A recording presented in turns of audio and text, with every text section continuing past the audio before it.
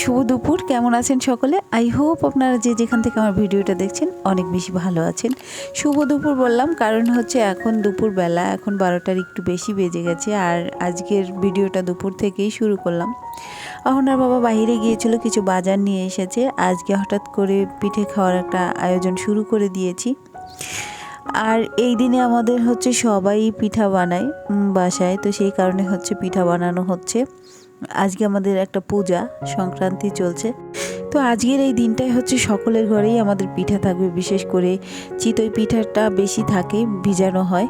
বাস্তু পূজা তো গরিব হোক অথবা বড়লোক সবার ঘরে গেলেই হচ্ছে আজকের এই দিনটাতে পিঠা পাওয়া যাবে। তো সবাই পিঠা তৈরি করছিল, তো আমি ভাবলাম আমিও তৈরি করে নিই বাচ্চাদের জন্য। বাস্তু পূজার দিন এরকমটা হয়। আর আমার বাবার বাড়ির পাশে আজকে কিন্তু মেলা শুরু হয়ে গেছে, কিন্তু আমি তো ঢাকায় বসে এসব কিছুই পাচ্ছি না, শুধু দূর থেকে অনুভব করে যাচ্ছি। তো যাই হোক, এই যে গুড় আনা হয়েছে, অনেক বড় বড় এক একটা গুড়ের চাকা দেখতে পাচ্ছি, মনে হয় 3 কেজি হবে, অনেক বড় বড় আর কি। ক্যামেরায় তো দেখাচ্ছে ছোট, আর আমি বড় একটা বোল নিয়েছি, এখানে 5 কেজি চাল কিন্তু রয়েছে, কিন্তু ক্যামেরার মধ্যে তো ওভাবে দেখাচ্ছে না। আর এই যে 1/2 কিলোগ্রাম মুড়ি রয়েছে, আর ছোলার ডাল আনা হয়েছে। ছোলার ডালটা তো আমাদের খাওয়া হয় বেশিরভাগ সকালবেলা, তো মাঝে মাঝে হচ্ছে মুড়ি দিয়ে খাওয়া হয় শুক্রবার দিনে, তো সেই কারণে আনা হয়েছে। আর এদিকে এই যে দুপুরে রান্না শুরু করে দিয়েছি, বাঁধাকপি ভাজতে শুরু করে দিয়েছি আলু দিয়ে। আর এদিকে ছোট মাছের একটা চচ্চড়ি করব, হাতে মেখে যেটা করা হয়, এটা আমার খুব ফেভারিট একটা খাবার, তো সেটা আজকে তৈরি করছি। মাছ কাটার ভয়ে আর কি কিছুদিন করা হয়নি, ছিল ছোট মাছ রয়েছে কিন্তু কাটা হয়নি, তো সেই কারণে হচ্ছে খাওয়া হচ্ছিল না। আজকে হঠাৎ করে খুব খেতে মন চাইছিল, তো কিছুটা মাছ কেটে নিয়েছি অল্প।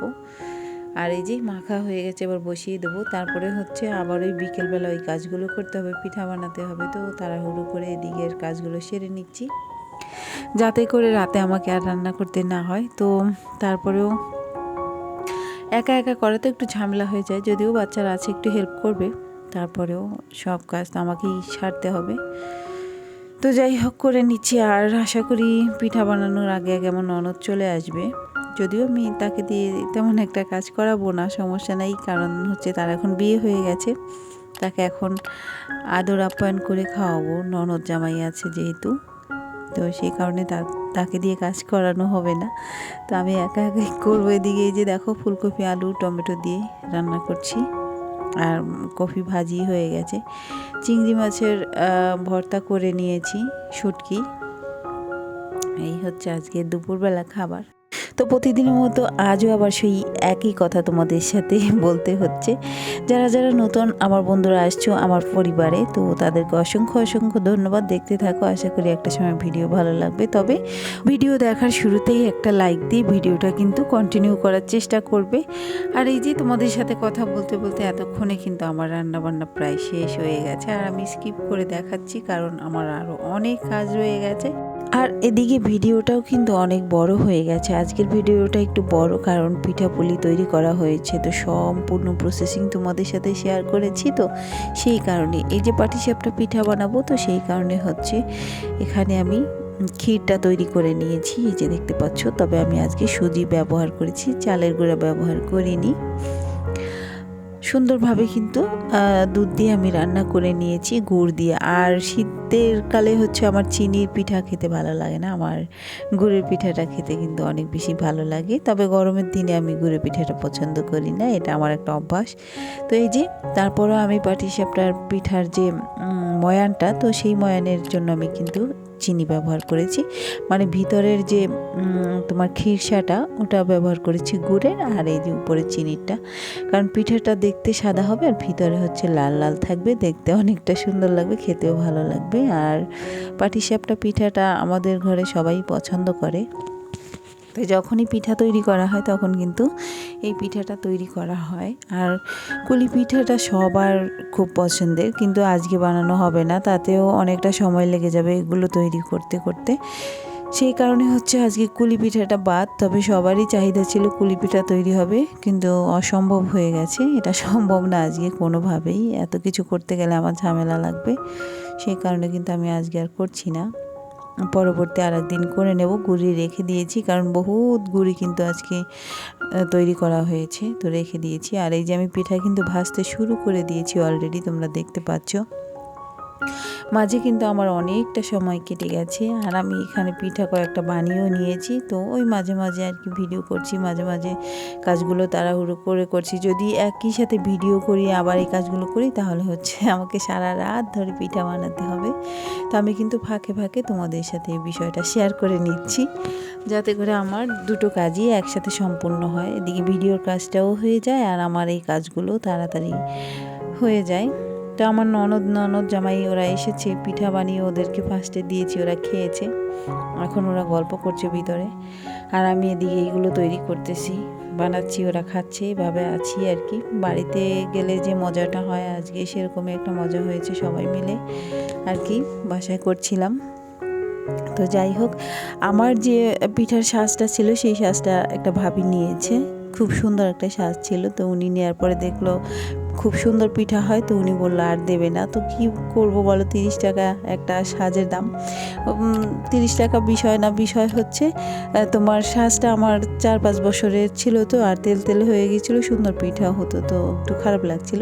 কিন্তু মাত্র 30 টাকা একটা জিনিসের দাম, তো সেটা আর কীভাবে চেয়ে আনি বলো, যেহেতু সে বললো যে সে দেবে না, তার পছন্দ হয়েছে। তো ভাবলাম ঠিক আছে, ওকে, কোনো ব্যাপার না, তুমি নিয়েই নাও। দিয়ে দিয়েছি ভাবিকে। তো হঠাৎ করে এখন পিঠা কিসে তৈরি করব, লোহার ছোট কড়াইটায় আমি তৈরি করছিলাম। খুবই সুন্দর হয়েছে, ভাবতে পারিনি যে এত সুন্দর পিঠা লোহার কড়াইতে হয়। তো আমি কয়েকটা আপুর ভিডিওতে দেখেছি তারা লোহার কড়াইতে ভাজে, তো আমার হঠাৎ করে মনে হলো আমি এটা ট্রাই করে দেখতে পারি। আর যদি এতে না হয়, পাশেই তো দোকান আছে, সমস্যা নেই, নিয়ে আসবো। তো দোকান থেকে এনেই কিন্তু পিঠা ভাজাটা খুব একটা সহজ না। তো দেখো, এই যে একটা ডিম পিঠা তৈরি করে নিলাম আর কি বাচ্চাদের জন্য। আর ওদিকে আমার সব পিঠাগুলো কিন্তু হয়ে গেছে, আর খুবই সুন্দর ফুলেছে আর কি পিঠাগুলো, কি বলবো তোমাদের, দোকানের মতো একদম। এত সুন্দর পিঠা হবে আমি ভাবিনি। তবে ছোট সাজ হলে, ছোট ছোট পিঠা হলে কিন্তু ভালো হতো। সকালবেলা যখন পিঠা খেতে গেলাম, প্রত্যেকটা পিঠা এত সুন্দরভাবে ভিজেছিল, তো উঠাতে কষ্ট হচ্ছিল, ভেঙে যাচ্ছিল, কারণ পিঠা তো অনেক বড় বড়, তো ভেঙে ভেঙে যাচ্ছিল আর কি। তবে পিঠা চমৎকার হয়েছে, ভিতরে এত সুন্দর হবে আমি আসলে কল্পনা করতে পারিনি। ভয় ছিল যে লোহার যে সাজ, এটাই কি হবে কি না হবে, তো লোহার কড়াই দিলাম। তো যাই হোক, খুবই সুন্দর হয়েছে, আমি তো খুব খুশি। তোমরাও দেখতে পাচ্ছ, এই যে দেখো, প্রত্যেকটা পিঠা এত সুন্দর ফুলেছিলাম, ভাবতে পারিনি যে এরকমটা হবে। তো একটা না একটা উপায় ভগবান করেই দেয়। স্বাদ ছিল না, তাও দেখো এত সুন্দর পিঠা তৈরি হয়ে গেছে লোহার কড়াইয়ে। তো খুবই সুন্দর পিঠা হয়েছে, দেখো, তোমরা এভাবে করে খেতে পারো চাইলে। তবে আমি কিন্তু ময়ানটা তৈরি করেছিলাম হালকা গরম জল দিয়ে আর কি, পুরোপুরি গরম না, কুসুম গরম জল দিয়ে। তো খুব সুন্দর হয়েছে পিঠাগুলো আজকে, দেখো। তো এই যে আমি প্রথমে কিন্তু গুড়ের যে জলটা সেটা ঠান্ডা করে, তারপর পিঠাগুলো কিছু সময় ভিজিয়ে তারপরে দুধটা দিয়ে দিলাম। এখন সারা রাত ধরে ভিজতে থাকবে, এটা আর কোনো রকম গরম দেওয়া যাবে না। এমনিতেই সকালবেলা অবস্থা খারাপ। এই যে দেখো, সবগুলো কত সুন্দর একেবারে চুবিয়ে গেছে। তো সকালবেলায় মেহমান এসেছে বাসায়, তাদের মুড়ি দিয়ে খেতে দিয়েছি। এক ভাবি এসেছে, ওনার ছেলেকে নিয়ে, আমার হাজব্যান্ড তো শিক্ষক, তো টিউশনির দরকার ওনাদের, তো সেই কারণে এসেছে। তো ওনাদের পিঠা খেতে দিলাম। আর আমার বাড়ি এলি পরিবারের যে কজন লোক, তাদের জন্য, সবার জন্য এক একটা করে আমি যে পাঠিয়ে দিচ্ছিলাম। মানে ভেঙে যাচ্ছিলো, আমার কেমন যেন লাগছিল যে এক একটা দিব আস্তে আস্তে। যদিও ওনাদের যে কজন লোক সে কয়টা আমি পাঠিয়েছি, কিন্তু ভেঙে ভেঙে পাঠিয়েছি, আস্থা দিতে পারিনি আর কি, কষ্ট লেগেছে। তো এরপরে ভাবলাম যে কখন আর এরকম বড় পিঠা ভিজাবো না, ছোট পিঠা ভিজাবো। কেটে ভিজালে মনে হয় ভালো হতো, বুঝতে পারিনি আসলে এতটা ভিজে যাবে সুন্দরভাবে। তো যাই হোক, এই ছিল আজকের ভিডিও।